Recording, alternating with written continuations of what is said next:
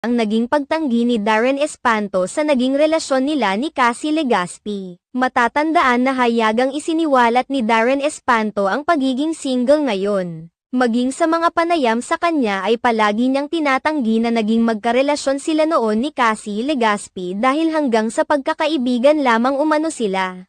Kaagad na nakuha ni Carmina Villaroel ang atensyon ng mga netizen matapos ang pagbabahagi niya ng cryptic post sa kanyang Instagram page ilang oras matapos magkwento ang kapamilya actor na si Darren Espanto tungkol sa relasyon nila ni Cassie Legaspi. Sa Instagram post ni Carmina Villaroel, ibinahagi niya ang larawan na may text na nagsasabing, "Don't expect the same in return." Mabilis naman na iniugnay ng ilang netizens ang post na ginawa ni Carmina Villaroel sa panayam ni Darren Espanto. Kaagad naman itong umani ng mga negatibong komento mula sa mga netizens kung saan marami ang